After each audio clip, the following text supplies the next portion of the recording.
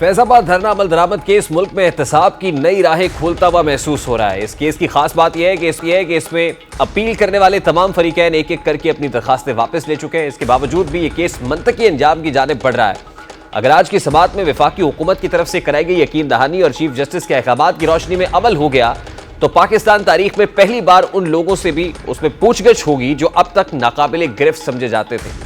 ये ऐसे लोग हैं जिन्होंने मावराए कानून ही अपने आप को हर तरह के जराइम के बाद इस्तिस्ना फराम किया हुआ था। आज फैजाबाद धरना केस की समाअत से कबल वफाकी हुकूमत ने फैजाबाद धरना केस में सुप्रीम कोर्ट के फैसले पर अमल दरामद के लिए 3 रुकनी इंक्वायरी कमीशन तश्कील दे दिया और इसका नोटिफिकेशन भी जारी कर दिया गया है। इससे कबल पिछली समाअत पर वफाकी हुकूमत ने फैजाबाद धरना केस में फैक्ट फाइंडिंग कमेटी तश्कील दी थी। ताहम सुप्रीम कोर्ट की जानिब से सख्त सरजरिश और तहफ़्फ़ुज़ात के इजहार के बाद अब एक कमीशन तश्कील दे दिया गया है कि हुकूमत ने रिटायर्ड IG अख्तर अली शाह की सरबराही में इंक्वायरी कमीशन तश्कील दिया है। 3 रुकनी कमीशन में साबिक IG ताहिर आलम और एडिशनल सेक्रेटरी दाखिला खुशहाल खान भी शामिल है। इंक्वायरी कमीशन के TOR समेत दीगर तफसीलात के मुताबिक इंक्वायरी कमीशन क़याम के 2 माह में अपनी रिपोर्ट पेश करेगा। इंक्वायरी कमीशन TLP की गैर कानूनी माली इमदाद करने वालों की तहकीकात करेगा। कमीशन फैजाबाद धरने के हक में बयान और फतवा देने वालों के खिलाफ एक्शन तजवीज़ करेगा।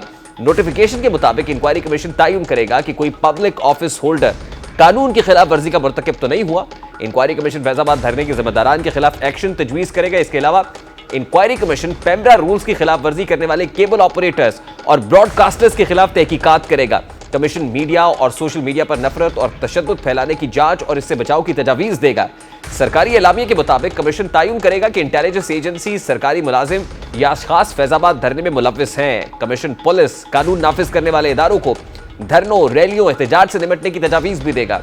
आज सुप्रीम कोर्ट में इस केस के हवाले से समाअत भी खासी आम थी कि समाअत के दौरान काजी फायज ईसा ने वादे किया कि कमीशन के इंक्वायरी में बुलाने पर अगर कोई ना गया तो गिरफ्तार भी किया जा सकता है। चीफ जस्टिस काजी फायज ईसा की सरबराही में 3 रुकनी कमीशन ने इसमें 3 रुकनी बेंच ने समाअत की जिसमें जस्टिस अमीरुद्दीन खान और जस्टिस अतर मिनल्ला भी शामिल थे और इसमें वाज़ेह तौर पर यह कह दिया गया है कि साबिक जो आर्मी चीफ है, साबिक वज़ीर आज़म और साबिक चीफ जस्टिस को भी जा सकता है। इसी मामले पर बात करेंगे। इस वक्त सीनियर सहाफ़ी तज्ज़ियाकार अब्दुल क़य्यूम सिद्दीकी साहब ने भी ज्वाइन किया है।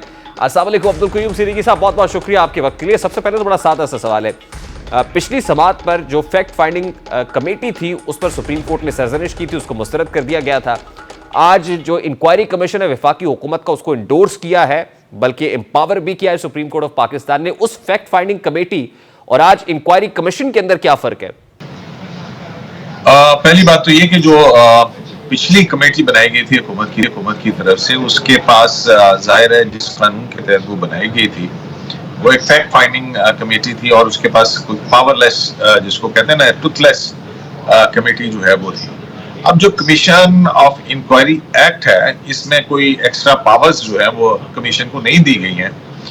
अगर हम देखें कमीशन ऑफ इंक्वायरी एक्ट 2017, उसके अंदर मौजूद है कि कमीशन जो है उसके पास ये इख्तियार होगा कि वो किसी को भी जो है वो अपनी मावनत के लिए तलब कर सकेगा और उसमें जो है वो ये लिखा है कानून के अंदर कि तमाम जो फेडरल एग्जीक्यूटिव अथॉरिटीज हैं shall act in aid of commission, और कमीशन के पास जो पावर्स हैं वो समन करने की भी हैं और अगर कोई कमीशन के बात नहीं मानता, पेश नहीं होता, तो कमीशन के पास ये अंडर द लॉ ये जो इख्तियार है वो मौजूद है कि वो अब अगर किसी को बुलाना चाहता है और उसकी प्रेजेंस इंश्योर करना चाहता है तो ये उसकी पावर्स हैं, वो जो इख्तियार कानून ने दिया उसके तहत है। इसमें कोई नई सुप्रीम कोर्ट ऑफ पाकिस्तान की तरफ से कोई इख्तियारात या पावर्स जो है वो इस कमीशन को नहीं दी।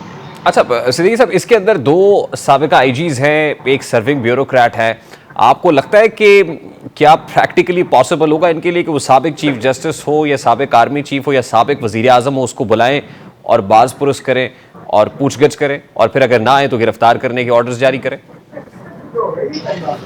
देखिए, ये तो मफरूजों के ऊपर हम बात कर सकते हैं, लेकिन कमीशन के पास जब पावर्स हैं और कमीशन को लगता है कि किसी की जरूरी है, आप देखें कमीशन बनता है उसके सामने जो है वो सुप्रीम कोर्ट ऑफ पाकिस्तान की जजमेंट की बैकिंग भी उसके पास मौजूद है और फिर इख्तियारात भी मौजूद हैं। तो आपको ये कमीशन के ऊपर डिपेंड करता है। हमने देखा है कि पहले भी मुझे याद पड़ता है कि पुलिस जो है वो, क्योंकि ये पुलिस ऑफिसर्स हैं दोनों और फिर वजारत दाखिला के एडिशनल सेक्रेटरी भी मौजूद हैं, तो एडिशनल सेक्रेटरी की मौजूदगी की जो है वजारत दाखिला के हवाले से जो लवाजमात हो सकते हैं मुख्तलिफ, वो उसकी सपोर्ट भी हासिल होगी इस कमीशन को। और अगर कमीशन, मेरा नहीं ख्याल है कि कोई ऐसी रुकावट कमीशन के सामने है कि वो अगर किसी को बुलाना चाहे और वो ना आए। नहीं देखिए सर, देखिए कमीशन क्या करता है, इसका कंडक्ट क्या होता है, यकीनन इस पे तो उनका कंडक्ट देख के बहस हो सकती है, लेकिन जो माजी के नज़ायर है बिल्कुल वो सर, देखिए देखिए पब्लिक अकाउंट्स, तो जी जी आप किसी पे भी कर सकते हैं, तो जी, देखते हैं मैं तो सर ये देखता हूँ ना क्या कि करता है। पब्लिक अकाउंट्स कमेटी के जो चेयरमैन हैं वो साबिका चीफ जस्टिस को बुलाते हैं, साकिब निसार साहब को ऑडियो लीक्स के मामले के ऊपर वो नहीं जाते हैं। इस तरह से कमीशंस तो हमारे यहाँ माजी में भी बनते रहे, वो हमूदुर रहमान कमीशन हो उससे लेके एबटाबाद कमीशन तक। तो मैं तो माजी के इन कमीशंस और ये इतने एम्पावर्ड लोग, चेयरमैन पब्लिक अकाउंट्स कमेटी जैसा एम्पावर आदमी भी अगर साबिका चीफ जस्टिस को नहीं बुला सकता, तो दो साबिका आईजीज क्या इतने पावरफुल होते हैं हमारे सिस्टम में? यही बात है ना कि माजी के तजर्बात को मद्देनजर रखते हुए हम अगली मुस्तकबिल की पेशगोइयां कर रहे हैं। लेकिन फिर एक वही बात थी, तो यही है कि आज भी ये बात जो है अदालत के सामने आई थी और अबसार आलम साहब की तरफ से ये थोड़े से तहफ़्फ़ुज़ात दबे लफ्ज़ों में कहे गए थे कि जनाब ये जहाँ पे इतने बड़े बड़े लोग हों वहाँ पे रिटायर्ड पुलिस ऑफिसर वो किस तरह से जो है वो इंश्योर कर पाएगा इसको। तो जज साहिबान ने कहा कि ये वफाकी हुकूमत का काम है और हम उसके काम के अंदर मुदाखलत नहीं करना चाहते हैं। अब उसने बनाया कमीशन, देख लेते हैं, 60 दिन है और 60 दिन के अंदर उनकी क्या प्रोग्रेस होती है, तो उसके बाद ही अदालत के सामने अगर कोई चीज आएगी तो उसके ऊपर कुछ कहा जा सकता है। तो लिहाजा खदशात या तहफ़्फ़ुज़ात की बुनियाद के ऊपर हमें अभी फिलहाल कोई राय कायम नहीं करनी चाहिए। जैसे अदालत ने वफाकी हुकूमत के इस कमीशन के ऊपर एतमाद का इजहार किया, मैं और आप भी जरा करके देख लेते हैं क्या है। जनरल फैज के खिलाफ अगर शिकायत आएगी तो कमीशन जो है उनको बुलाएगा कि नहीं बुलाएगा।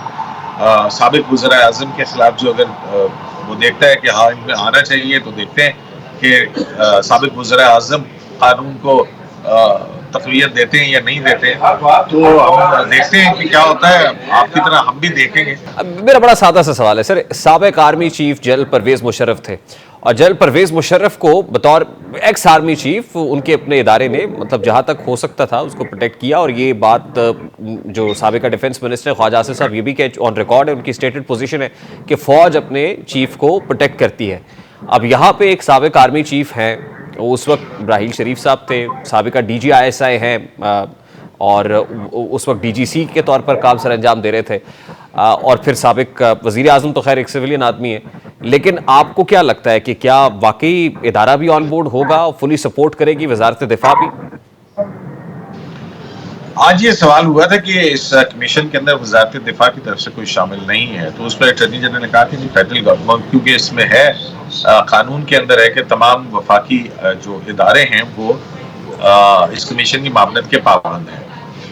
अब सवाल यही है कि आया देखें जो फैजाबाद धरना केस था उसमें या उस वक्त की सूरत हाल के अंदर क्या कुछ हो रहा था, उसमें बहुत सारे फैक्ट्स जो हैं वो अदालती फैसलों के जरिए हैं। हमने ये देखा है कि किस तरह से आज तो ये भी बड़ा सवाल होता रहा कि शायद उस दौर के अंदर सुप्रीम कोर्ट को भी बाहर से कंट्रोल किया जाता रहा था। तो मैं तो ये कहूँगा कि इस हवाले से भी सुप्रीम कोर्ट को खुद भी देखना चाहिए। मैं सिर्फ ऑब्जर्वेशंस के हवाले से कुछ नहीं हो सकता, जो चीज़ें सुप्रीम कोर्ट खुद देख सकती है उनको भी देखना चाहिए। कमीशन तो अपनी रिपोर्ट देगा, सो देगा जो भी होगी, जो भी फैक्ट्स उसके सामने आएंगे और जिनको बुलाएगा वो। तो ये तमाम चीज़ें जो हैं वो अगर जैसे काजी फैज ईसा कहते हैं कि सच जो है इंसान को आज़ाद कर देता है, मुख्तलिफ हवालों से वो बात की और उस हवाले से उन्होंने कहा कि ट्रुथ सेट्स यू फ्री। तो अगर सच जो है वो सामने आता है तो मेरा ख्याल है कि ये पाकिस्तान की खिदमत होगी।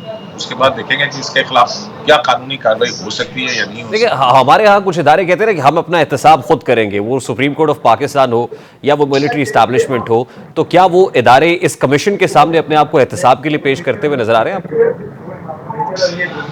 देखिए यहाँ पे इदारे नहीं हैं, यहाँ पे इंडिविजुअल्स की बात हो रही है। इदारों का तो अपना अपना जाहिर है कि वो एक है। अगर फर्ज करें, मैं प्रेमा फेशे एक बात कर रहा हूँ कि एक जो आर्म फोर्सेस के हवाले से एक शख्स जो है उसका जो सर्टेन इल्जामात हैं वो इल्जामात साबित हो जाते हैं, तो फिर उसके बाद है कि उसके खिलाफ लीगल एक्शन क्या हो सकता है।